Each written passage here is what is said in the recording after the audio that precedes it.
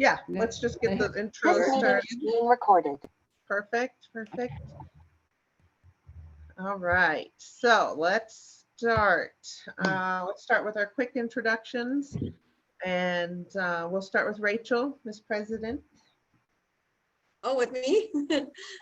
Hello, I'm Rachel Henderson, co-president of Mount Women in Business.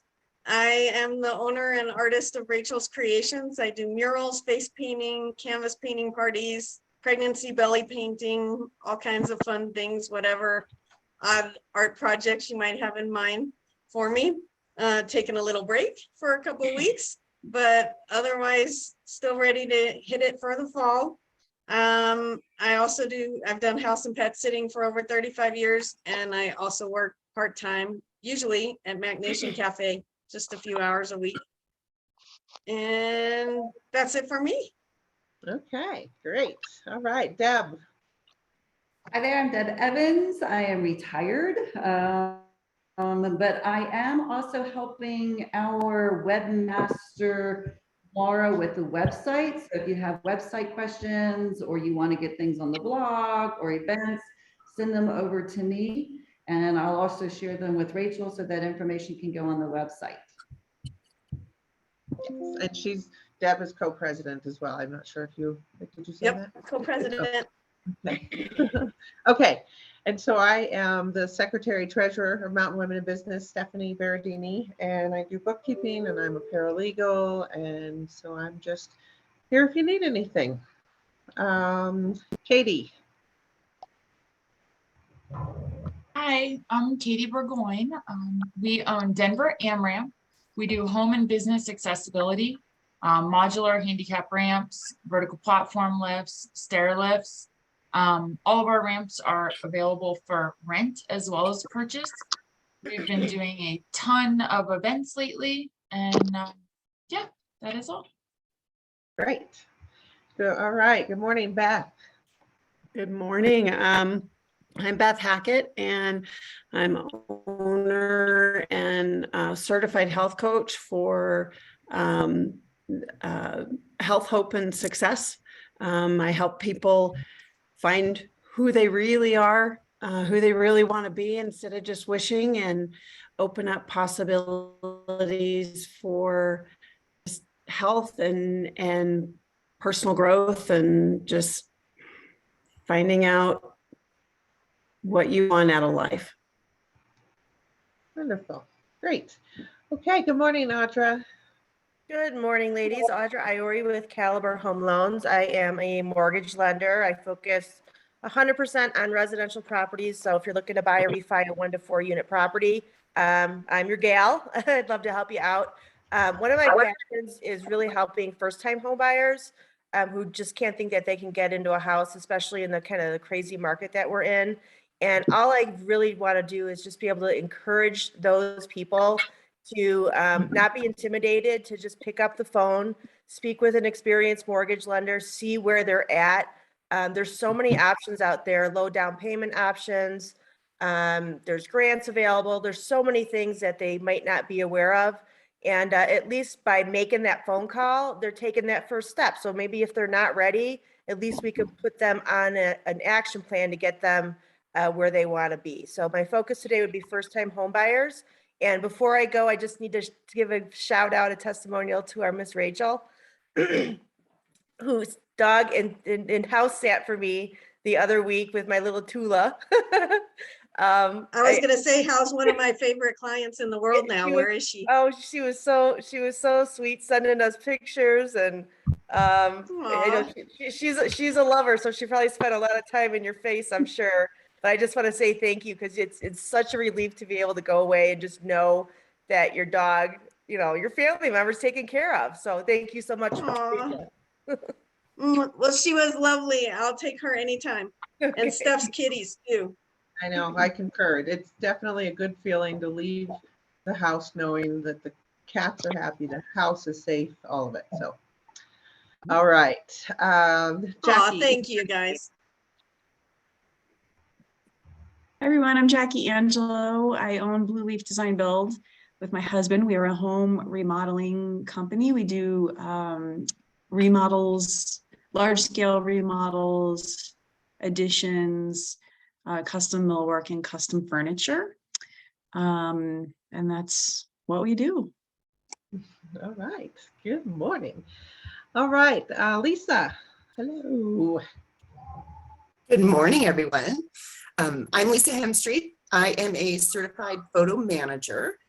So you know how we all have videos and photos, printed slides, 8mm, all those things you can no longer see because most of us were raised in the film age. And now that we've gone digital, we have hard drives everywhere, memory cards, full cell phones. Well, what I do is I help you digitize anything that is not in a digital format, and then gather all those digital formats and the new formats and get them organized, get them into one digital home so they can be organized, you can enjoy them again, and actually bring them back into your lives. So you want to enjoy them and you want to appreciate them and maybe even pass them down to future generations and share your family story. So if you have a need for any of that or printed photo items, then you can PM me or email me or text me. And she's so helpful because I'm not techie at all. And she helped teach me step by step how to download some of these things once we transferred and transformed them. And I have things that probably wouldn't still be with me if I had waited much longer. Yeah. Yes, I keep up with the Awesome. technology so you don't have to. Agreed. Thank you for that. All right, Audrey, good morning. Looks like she might be muted. Hi, Oh, I'm sorry. That's all right. Good Hi. morning, everyone. I just jumped out of the shower. So there you go. Hi, I'm Audrey Krebs, and I'm with Aging Services Consultants, and we provide care management services for people, older adults that need a little extra help, that maybe might be sight impaired or hearing impaired, and we go to the doctor with them and coordinate their medications with the doctors, as well as referral and placement, and that's at no cost to my clients. People that might need independent or assisted living or memory care. So give us a call. Thanks. And by the way, Rachel, yes, I'm excited for November to leave and to go on vacation. And Rachel came, and it's just amazing what she does for, I mean, my goodness, with the price that you charge, that's really something. Thank you. Thank you. I'm looking forward to it. And I pray my kitties I know my kitties will be happy with you. Okay. Thanks, everyone. Bye. Yeah. Peanut and Butters loves when Rachel comes. So, okay. Aw. Erin, good morning.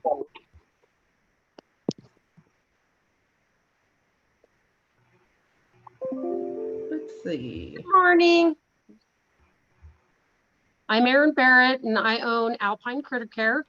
I also care for animals. I care for any animals as long as they won't eat me. I'll be there. And I also am an ambassador for Shackley, a health and wellness company. Okay, great. Great. It's always good to know pet sitters, and there's always good for backup stuff, no question. So welcome. All right, Amber, good morning.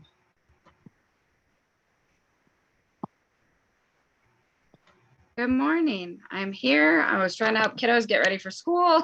I am Amber with Daddy's Homemade. We make all natural homemade syrup and pancake mix and waffle mix.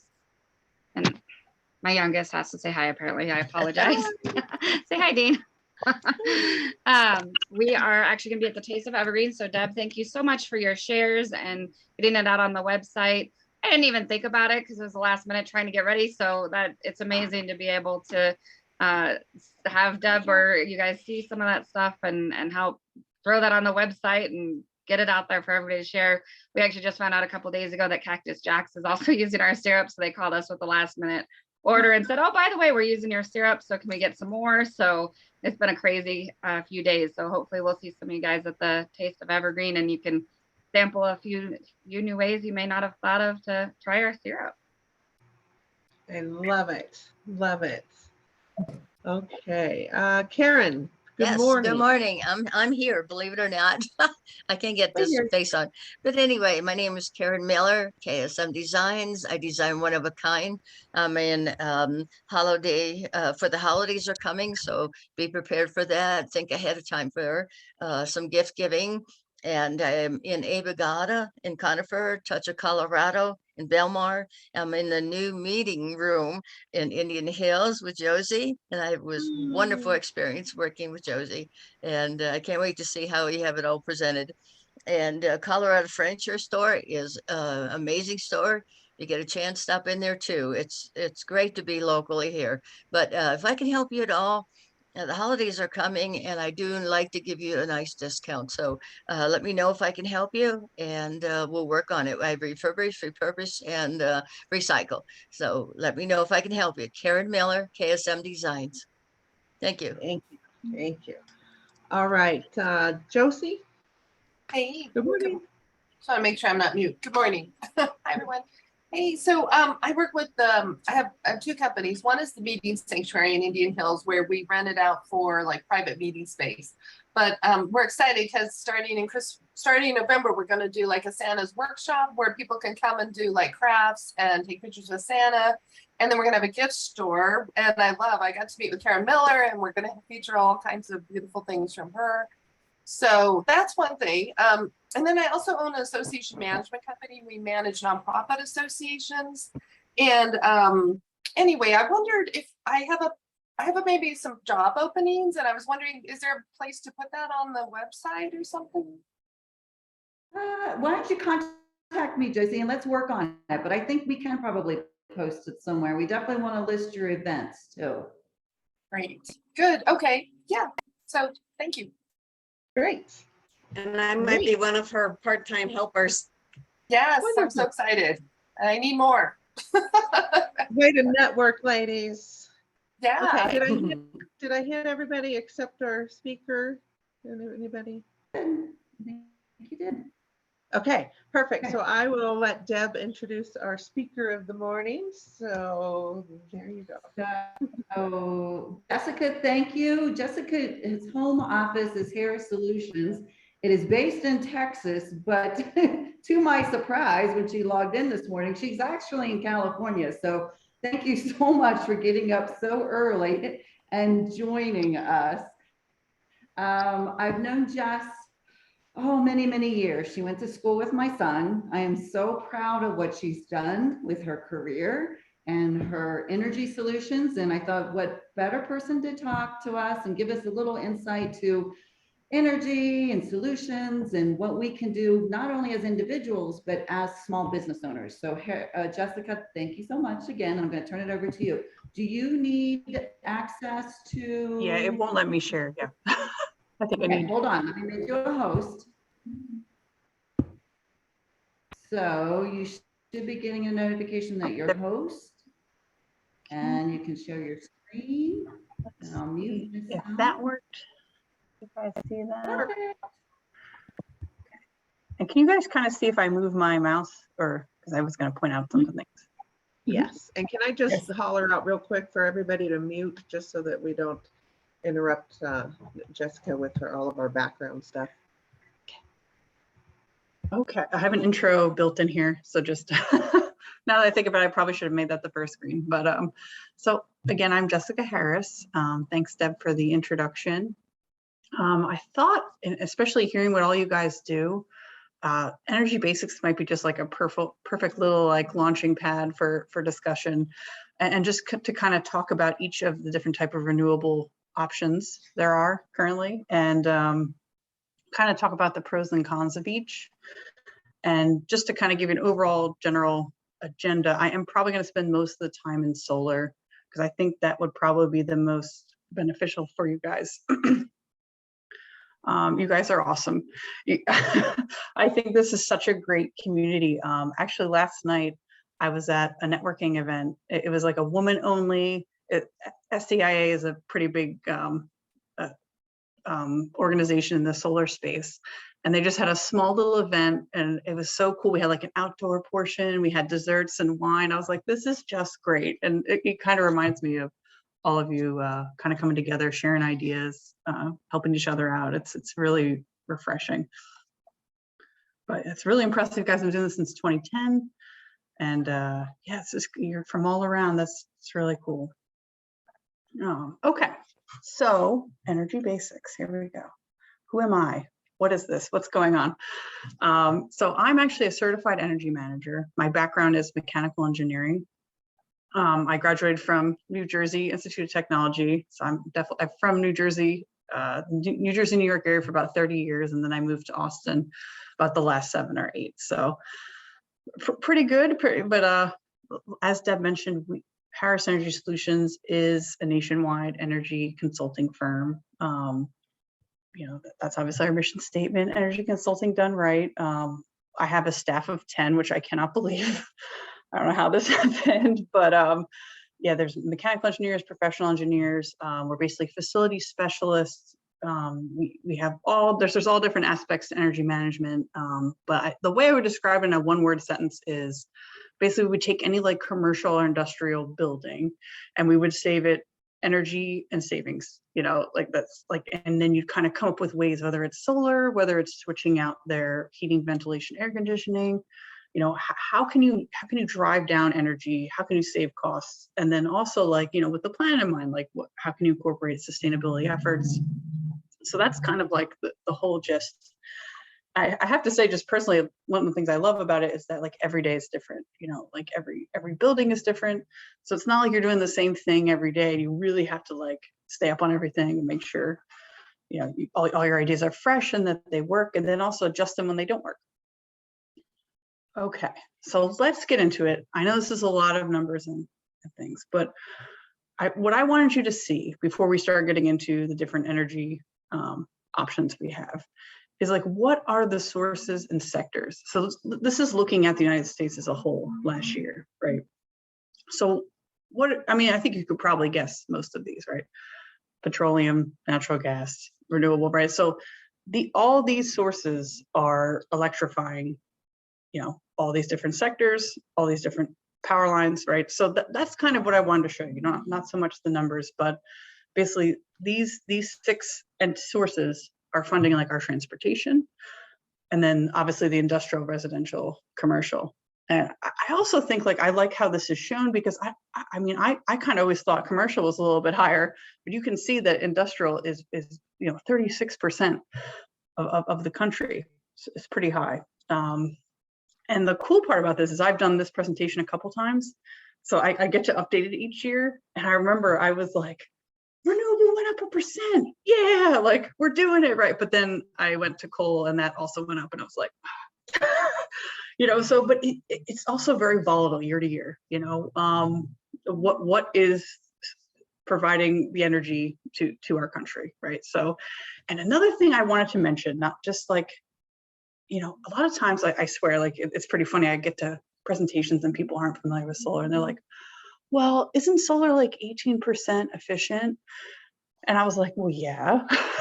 But, you know, like if you think about it, it's all created from renewable energy, you know, like everyone gets so obsessed with the percent efficiency, right? It's like, well, if you look at a coal power plant, that's like 24%, you know, and then when you factor in, look at this electrical system energy loss, 65%. So that means when you're taking it from your power source, going to your homes, to the offices, you are losing 65% through those wires, right? And I think people don't talk about that much. And that's actually why I kind of like this whole graph here, right? So I think you're starting to get an idea of like what's going on here, what's going on with the country.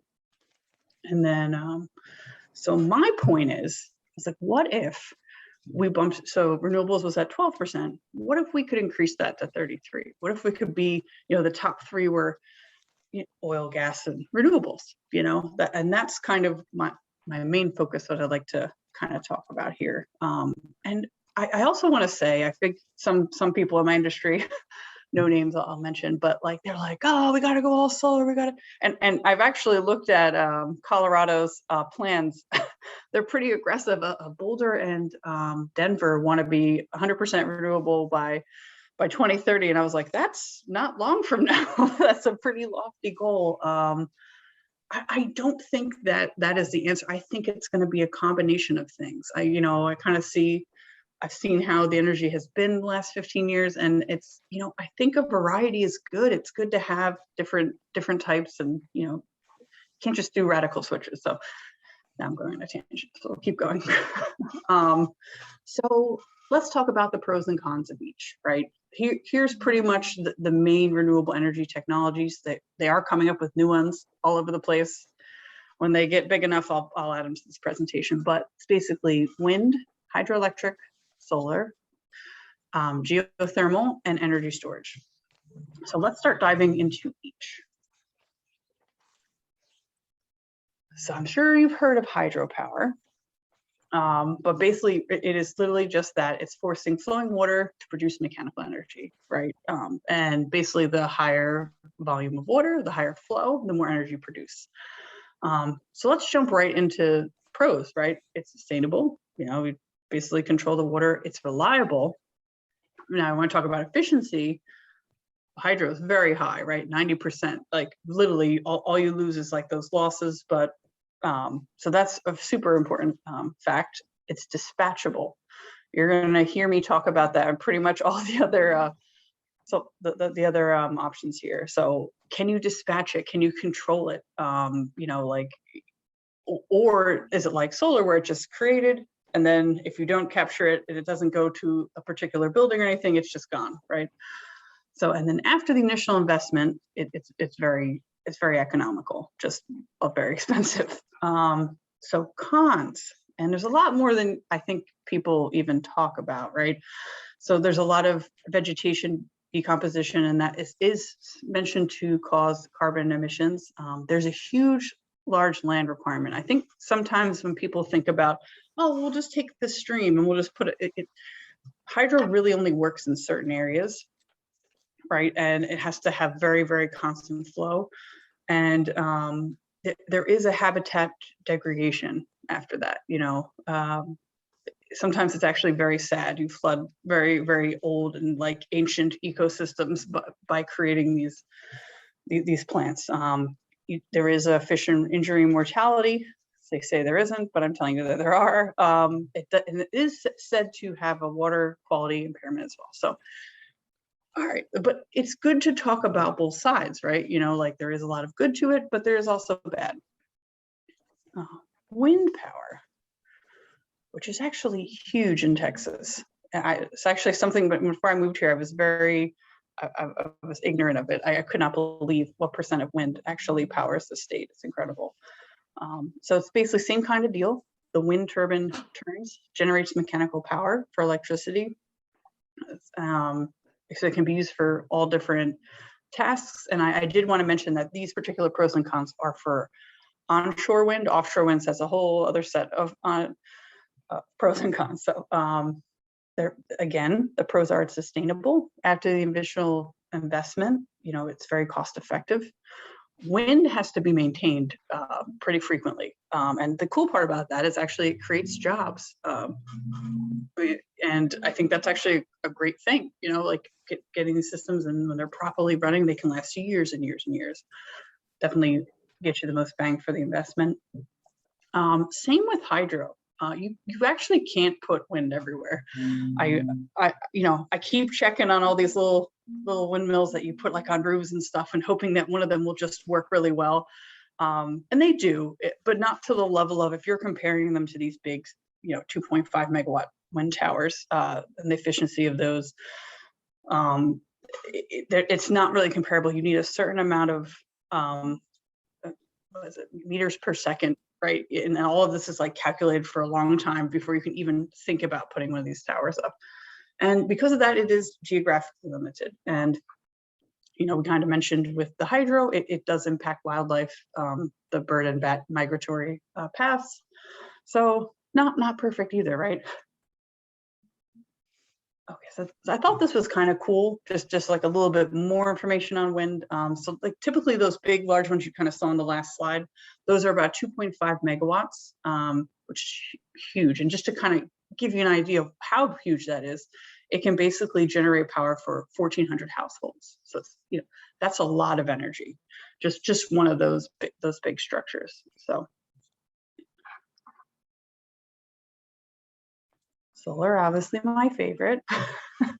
So solar power gets energy from the sun. It converts it into either thermal or electric energy.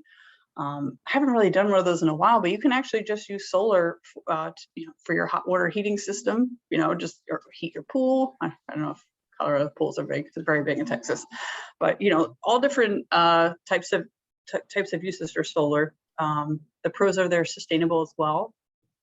The good part is they have access to everyone. You know, you could residential, commercial, utility scale. Obviously, if you're comparing a place in, this is a good example, maybe like Canada versus Arizona, obviously Arizona is going to produce more, a lot more irradiation in that area. But still in Canada, like if you clear it off and it'll run all year round, you know, so that's kind of a very interesting part about solars. They can really go everywhere. They're easy to install. You have low maintenance costs. The con is that you definitely require space to make this happen. You know, whether it's a rooftop, carport, ground mount. I've even designed a photovoltaic array. I did it for Universal Studios. They never went with it, but it was like right in one of the ponds, like a retention pond, like going into the. We were going to do it in the shape of McMahon. It's going to be really cool, but it's fine. So there's all different ways you can apply solar. You know, there is another con is there is international supply chain reliance. I hate to say it, we definitely use a lot of China based modules, which over the past couple of years has been a wild ride. How that is kind of the good part about that is that has actually spawned a couple of like local manufacturers to build plants actually in the United States. There's a couple like in Kansas, there's one in San Antonio, and a couple spread around. So we are trying to do that more domestically.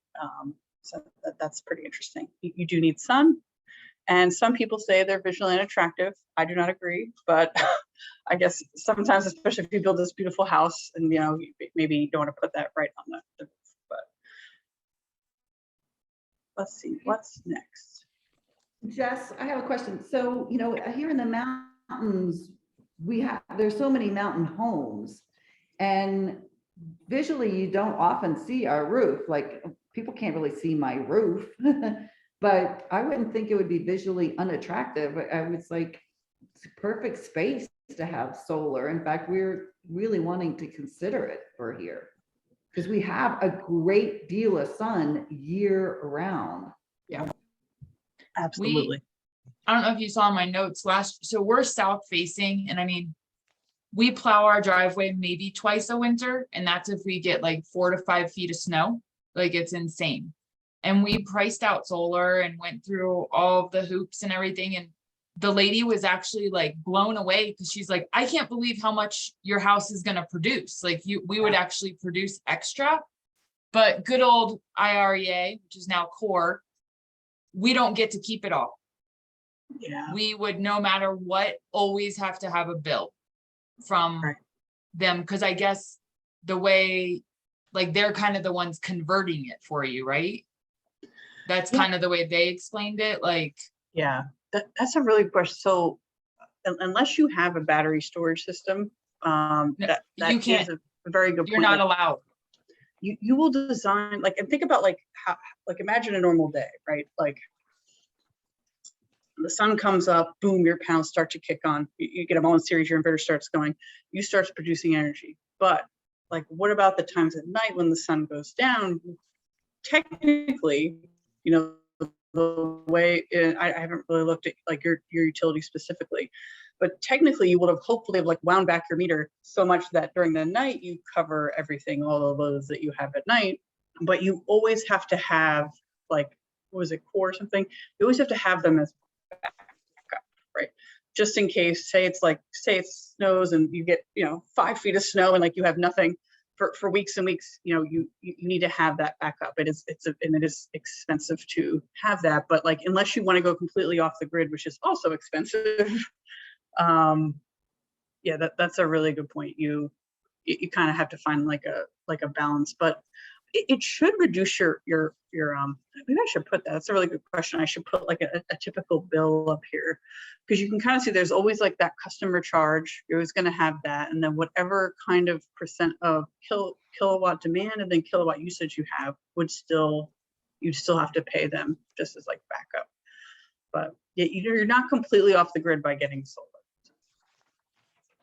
Good point. Well, my air conditioner kicked on 1 second. Okay. One of my favorite quotes I like to say in things, when there's a huge solar energy spill, it's just called a nice day. You know, you hear about all the other potential hazards with all these other fossil fuels. Sometimes it's nice to just have like a nice renewable option. One of the things I think is important, I don't know, I've seen it a lot in TV shows where you have like a little kid in the audience and they're like, well, you know, there is so much energy that hits the surface every day, like it could power the whole world. And I'm like, yes, because technically, like I said, like they said here, each day it's about 120,000 terawatts hits the earth. And really to power everything, you really only need like 15 terawatts, right? So you're like, well, why don't we do this? It's like, well, you have, remember I said back into the solar discussion, it's like you require space. You have to be able to transport it to where the energy is needed. You know, can't just slap a giant array in the middle of Nevada and power Maine with it, right? It has to be able to be dispatched and get to the site that you're looking for. So just, again, I just kind of wanted to like just deepen your understanding of it. Geothermal. Geothermal is really cool. It is very expensive. I found that a couple projects I've been involved with, if you can do it before you build the site, it's really beneficial. It kind of drives the cost down of it. But geothermal is basically, it's a renewable source where heat is constantly produced inside the earth. So people can use that for heating, for bathing, to heat buildings, and also to create energy. So the pros are it's very sustainable. There's a lot of potential capacity. It's pretty stable. You know, if you can harvest it correctly and get everything set up, it's very stable. It's great for heating and cooling. So kind of the energy audit side of my business where I look at that, you're talking about it's excellent for that. Cons is like there is potential emissions that if you drill down into the earth, there could be potential problems, could cause surface instability. I haven't really run into any of that in my experience, but it is a potential. It is location specific, just like hydro and wind. And it is a pretty high cost for electricity, but I am finding that probably in the next 10 years, all electricity is starting to go up, so it may not be so bad. I don't think I could do this presentation, even though nuclear is not technically completely renewable.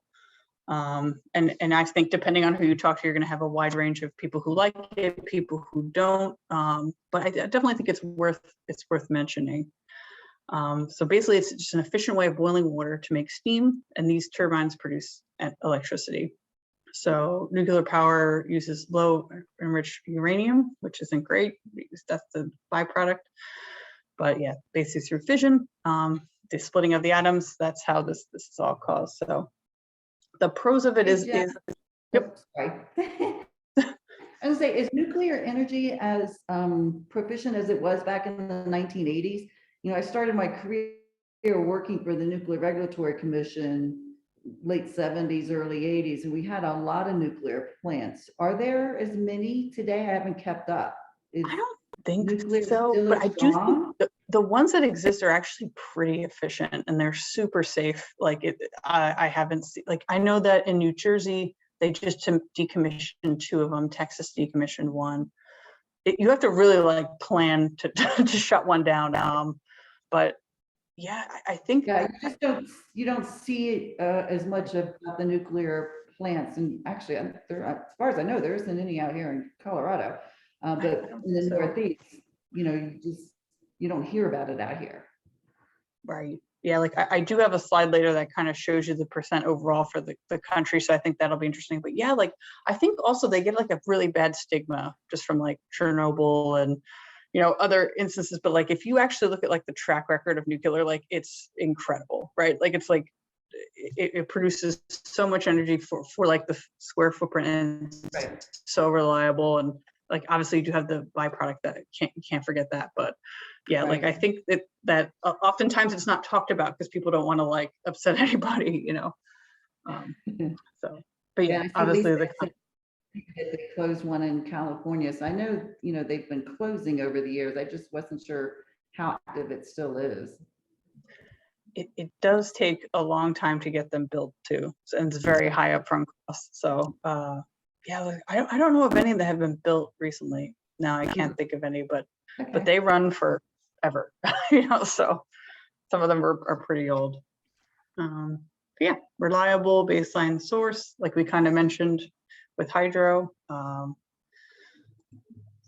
And then you know, kind of how Katie kind of mentioned, it's like, well, you can't really mention all these technologies, especially ones like wind and solar, where they just create energy when they're creating them, and then when they're not, like you have to use the grid, you know, like so you can't really have a discussion about this without mentioning energy storage.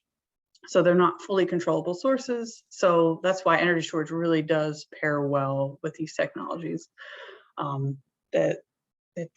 But it is definitely more money, you know, so it really depends. That's why, like, each time I do projects for clients, you know, one of my first questions, I was like, well, what is your goal, right? An example I just helped one of the farms in Texas. They were like the jackpot, right? Like their location qualified for this USDA grant. Their electricity was like Encore Renewables, so they got a rebate there. They had the tax credit. And then like there's actually depreciation on it. So like they basically got like in essence, like pretty close to free, right? But like one of my first discussions, I was like, well, what are you trying to do here? Are you just trying to get solar, you know, kind of bring down your bill? Are you trying to get off the grid? Like he had these enormous freezers that are like the livelihood of his business, right?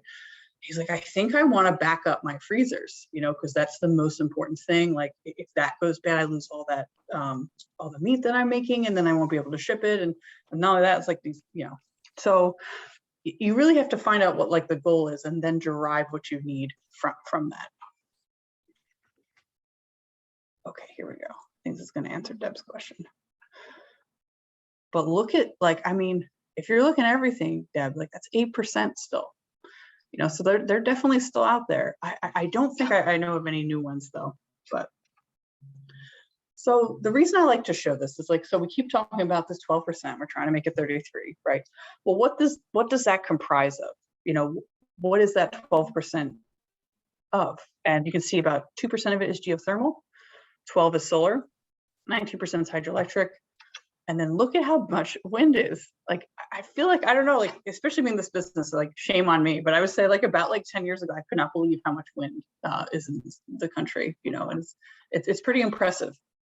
And there's actually a whole nother biomass section that includes 40%, which I'm actually not very, very apprised on that section, but yeah, I think it's just interesting. I want to kind of show you just like what the US dynamics are and what they include. So this is also like super important, especially about, you know, people say, how do you fix everything? What do we do? And you can see here, look at all of these states that have made like board decisions, executive orders, legislations, trying to go green, trying to reduce their greenhouse gases. This is how it starts, you know, like you just start to create plans and you make them happen. You create funding for them, like, you know, everything that needs to be done, like you need a path, right? And this part was really cool, updating this from last year. So many states have been added to this list, you know, including Colorado. Good job. So I just thought this is a really great thing, and it's happening all over, and I really can't wait for the day when every single one of these are lit up, and that would make me really happy. Okay, so for everything that I've taught you, we can obviously answer all these questions. In your opinion, from what I've said, what do you think is, of all of the renewable options. Which is the most geographically feasible? What is the quickest to implement? And what has the highest potential capacity? So which of those do you think we could implement to hit that 33%? Probably solar, but I'm just guessing. Yes. No, but I'd like to ask that question. You know, again, of course, I am a little biased, right? So I'm going to be honest, but it's just being in the industry, and you know, like even we're talking about like nuclear power plants, like that takes about like almost 10 years to build, right? You know what I mean? Like if we're trying to combat climate change and make a difference quickly, you know, like you have to take all those things in mind. Well, you know, hydro, wind, you know, like they can't go, geothermal, they can't go everywhere. You know, solar can, it really can. You know, like as Deb mentioned, right on the top of our house. Is everywhere, right? So. Yeah, so that's kind of like it. And I figure I would let you guys ask a bunch of questions. We could even start like discussions, but yeah, I hope that just kind of like broadened what you understand of the country's you know, energy sectors.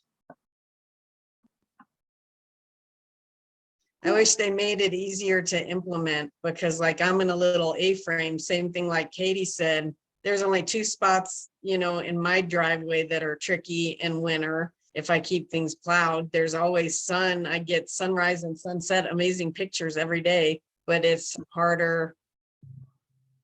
It's either like a huge cost up front or else over many, many millions of years to pay for it, from what I've been told. And same thing, you know, you still, some of the companies do or don't work with Core, who we have up here for our electric company, and it just seems like it makes it complicated. And then I was also told you have to be really careful, because if you're ever going to sell your home and you don't buy it outright, but you buy into one of these long-term plan things, that complicates things with real estate issues or things like that too, which is so sad, because this is something that you'd think they would want to make easy for everyone to try to implement and help the world.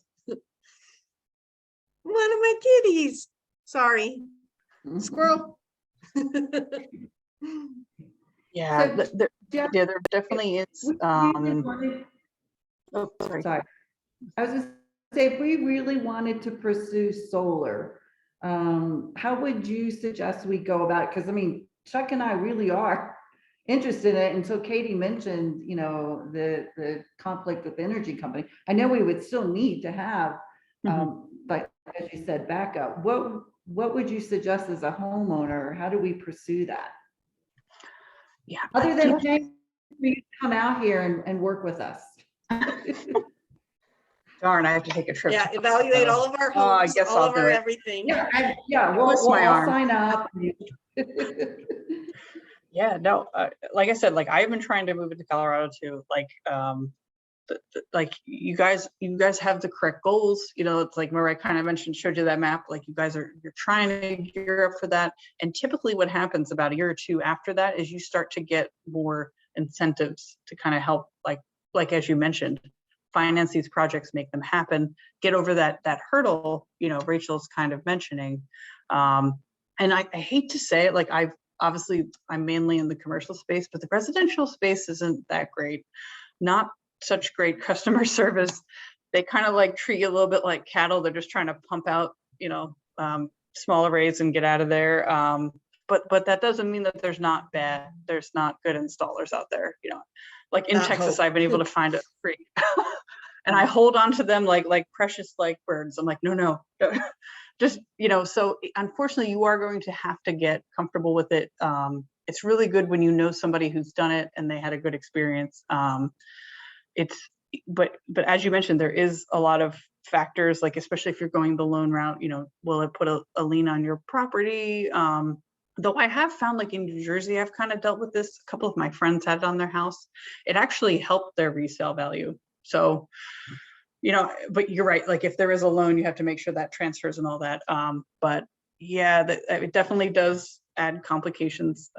Almost like a pool though. Like I almost imagine like if you added a pool and a loan, it'd be like the same kind of deal. Well, Deb, it sounds like Katie might be your best resource if she's At already gone least through have the all most, process yeah, up here. Yeah. And Jessica, what at happens, least get some information.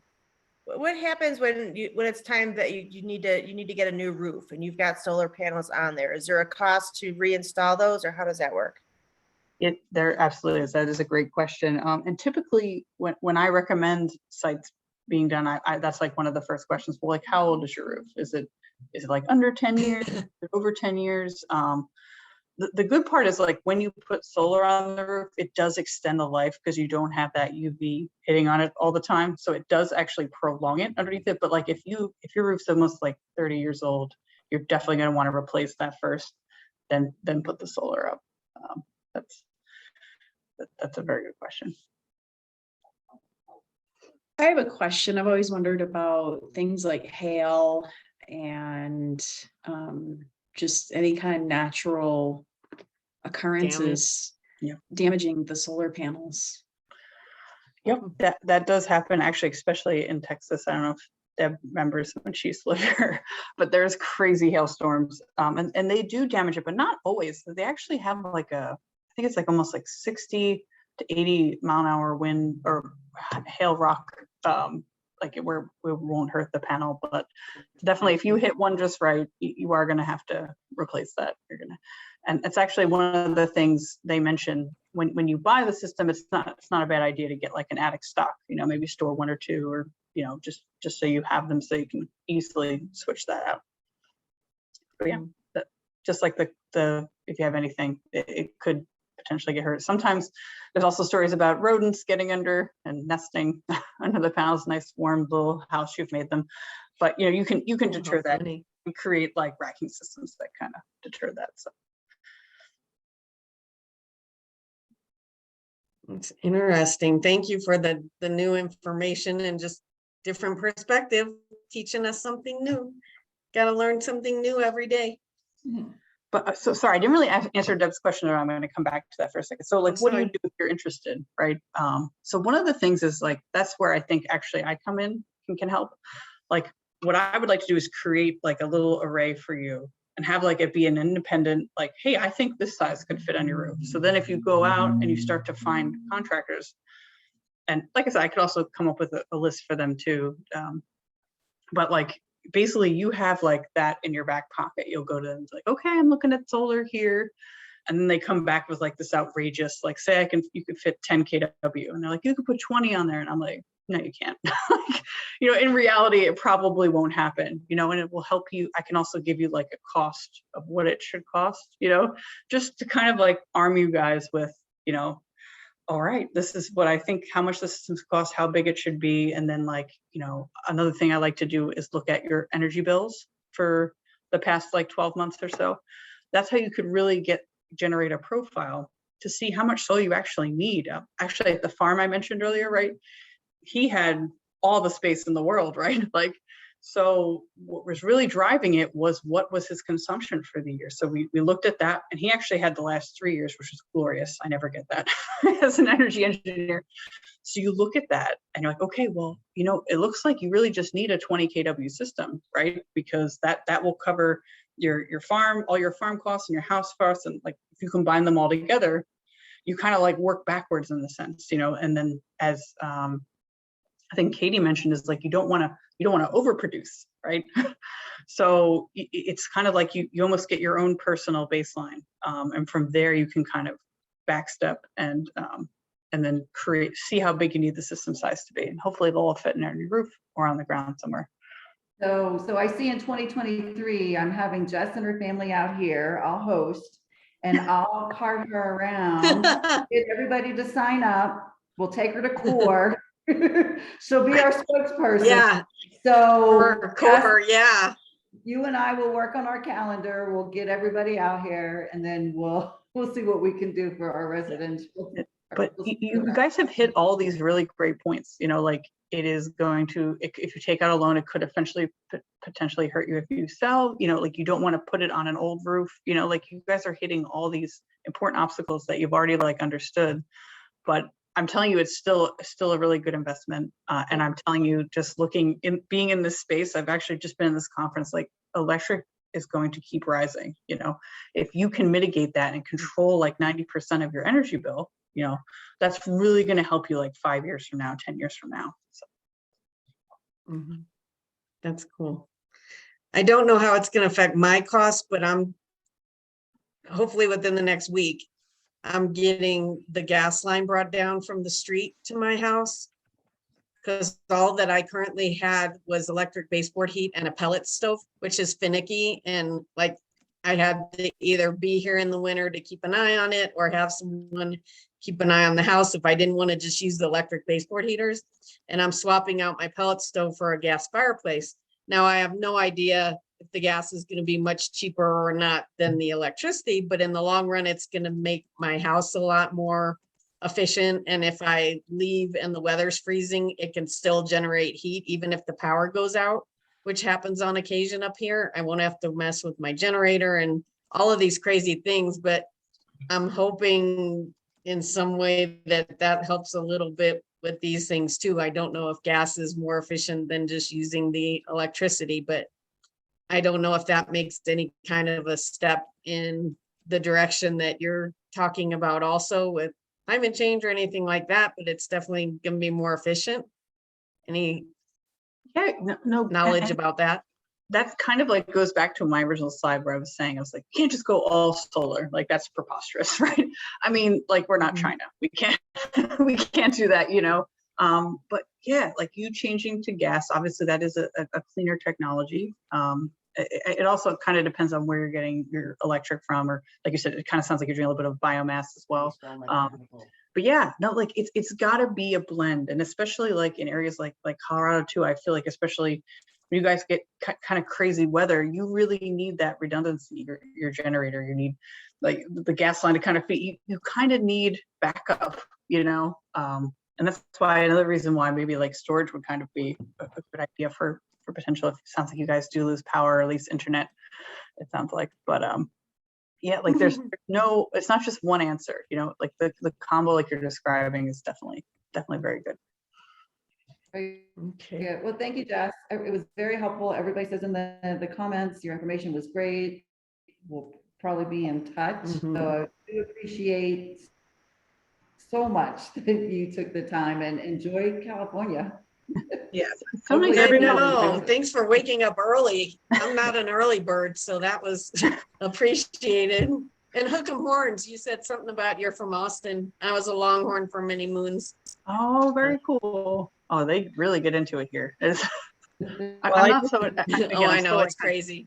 They are really, and especially when they almost beat Alabama. Oh my goodness. I thought that the city was gonna turn itself over. I was like, wow.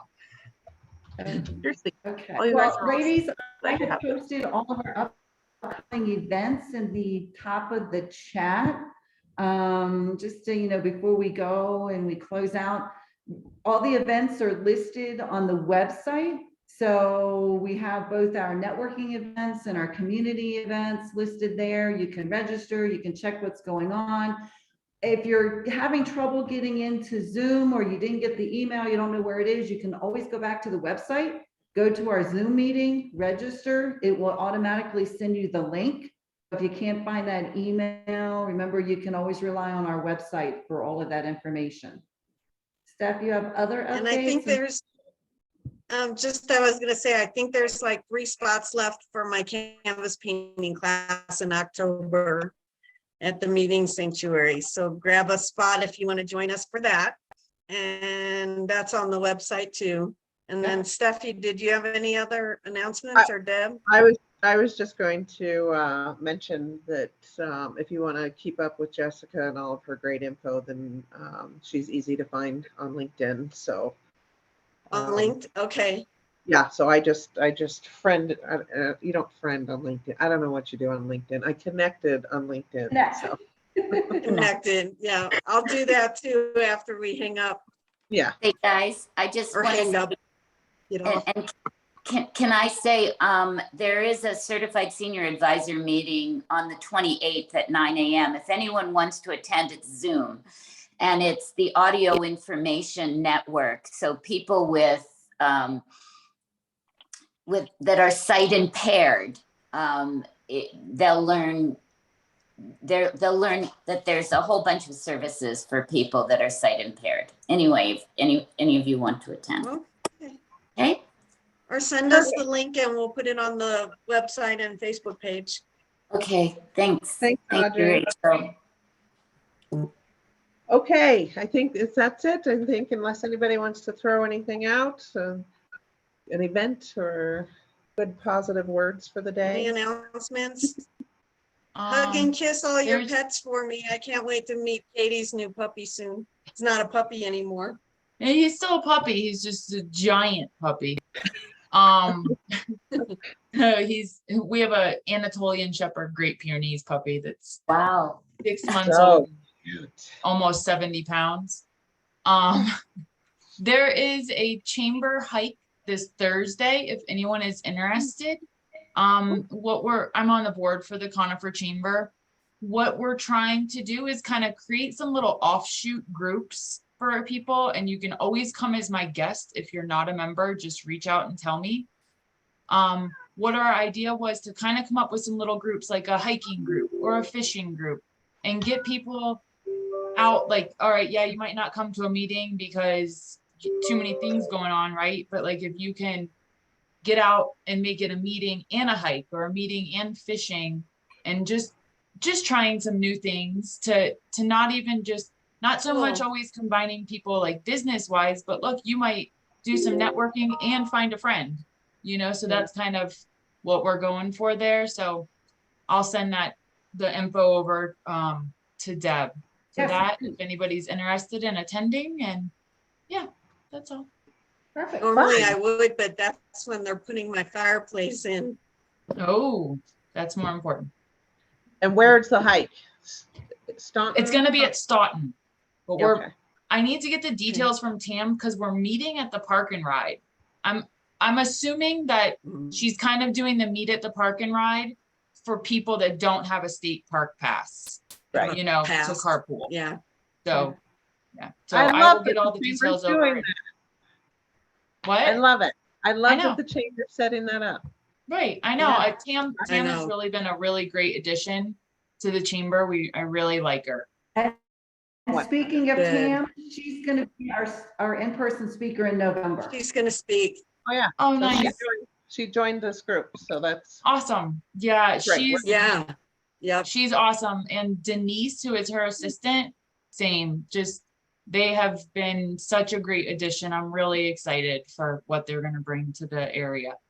So Yeah. I'm happy to hear that she joined. Yeah, and everybody should go to our website and look at the member directory every once in a while, because you're going to be surprised by the diversity and the caliber of the members, because they can't always join our Zoom. Yeah. But we've got some really awesome newest members, and we're up to 38 members. So we're doing Nice. great. Woohoo! Awesome. Dude, that's even better than when WOW was at its biggest. I'm so excited. love it. You ladies are awesome. I'm bowing. I'm kissing Okay. feet. Great. All right, everybody have a great day. I'm signing off to my Have a next good week. adventure.